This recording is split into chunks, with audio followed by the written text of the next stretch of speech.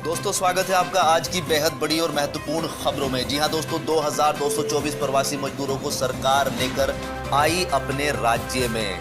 इसी के साथ दूसरे राज्यों से लौटे 15 लाख श्रमिकों को राज्य सरकार देगी रोजगार और साथ में ही राज्य में अब खुलेगी दुकानें, सीएम ने किया ऐलान। इसी के साथ ज्यादातर राज्य प्रवासी और मजदूरों को अपने राज्य में वापस लाने की तैयारी में। खबरों में और भी ये महत्वपूर्ण जानकारी, कोई भी सूचना आपसे छूट न जाए, इसलिए वीडियो को अंत तक जरूर देखें। और जी हाँ दोस्तों, इस चैनल पर आपको बिल्कुल ट्रू और ऑथेंटिक न्यूज प्रोवाइड करते हैं। अगर आपने अभी तक भी चैनल को सब्सक्राइब नहीं किया है तो आप इसको सब्सक्राइब कर लीजिएगा।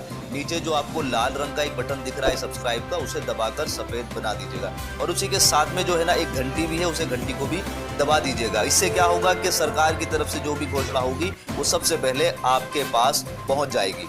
दोस्तों यहाँ पर सबसे बड़ी खबर निकल कर आ रही है हरियाणा से। जैसा कि मैंने कल भी आपको बताया था कि सबसे पहली जो पहल होने वाली है घर वापसी की, अपने राज्य वापसी की, तो वो हरियाणा से शुरुआत होने वाली है। तो यहाँ पर 2224 प्रवासी मजदूरों को हरियाणा से उत्तर प्रदेश में भेज दिया गया है। जी हाँ दोस्तों, उत्तर प्रदेश सरकार में अतिरिक्त मुख्य सचिव अवनीश अवस्थी ने बताया है कि हरियाणा से अब तक 2224 प्रवासी मजदूर 82 बसों से यूपी लाए जा चुके हैं। इन सभी को उनके घर भेजने से पहले क्वारंटाइन किया गया है। ये जानकारी उत्तर प्रदेश सरकार के अतिरिक्त मुख्य सचिव ने दी है।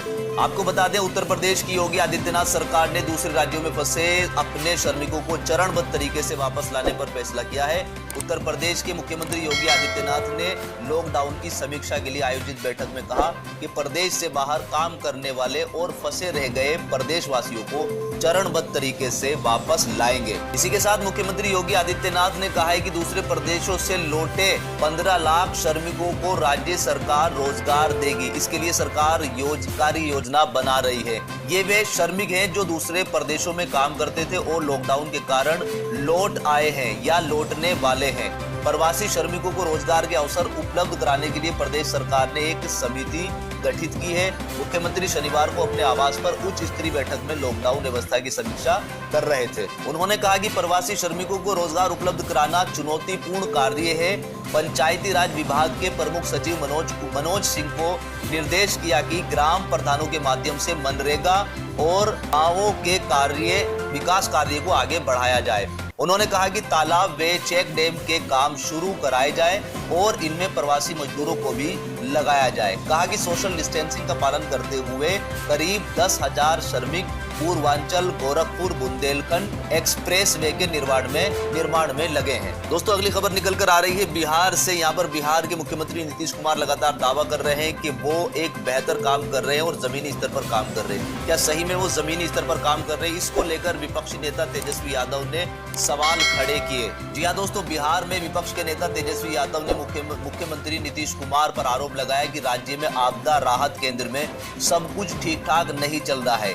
तेजस्वी ने रविवार को अपने इस बयान का आधार एक जिला अधिकारी के उस पत्र को बनाया है जो उन्होंने एक राहत केंद्र के निरीक्षण के बाद बिहार सरकार के गृह विभाग के अपर सचिव को लिखा है। तेजस्वी ने अपने बयान में कहा है कि जिला एवं सत्र न्यायाधीश शिवहर के रोंगटे खड़े कर देने वाले पत्र को पढ़कर आप बिहार सरकार की कोरोना संबंधी तैयारियां, बचाव और उपचार का अंदाजा लगा सदमे में जा सकते हैं। उन्होंने कहा, मैं पहले दिन से कह रहा हूं कि बिहार भगवान भरोसे चल रहा है। थकी हारी बिहार सरकार कोरोना के नाम पर बस खाना पूर्ति कर रही है। सरकार की ना कोई समेकित योजना है और ना ही दृष्टि है। सरकार की ना कोई प्रोएक्टिव अप्रोच है और ना ही रिएक्टिव। इसके बाद तेजस्वी ने कहा कि बिहार में हालात बदतर होते जा रहे हैं। जरूरी टेस्टिंग नहीं हो रही है, ना ही आवश्यक संख्या में टेस्टिंग किट्स, वेंटिलेटर उपलब्ध हैं। और साथ में उन्होंने कहा कि बाहर फंसे 17 लाख बिहारियों को निकालने की भी कोई व्यवस्था नहीं है, ना ही अप्रवासी कामकाजों और छात्राओं को वापस लाने की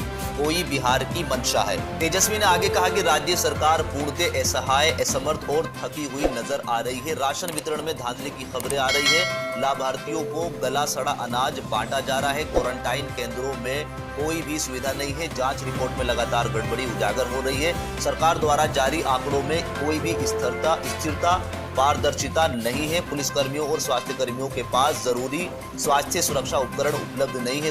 जरूरतमंदों तक मदद और सामग्री नहीं पहुंच रही है। बिहार में सबसे कम टेस्ट हो रहे हैं। यहीं पर दोस्तों अगली खबर निकल कर आ रही है दिल्ली से। दिल्ली के मुख्यमंत्री अरविंद केजरीवाल ने वीडियो कॉन्फ्रेंस के जरिए दिल्ली वासियों को संबोधित किया।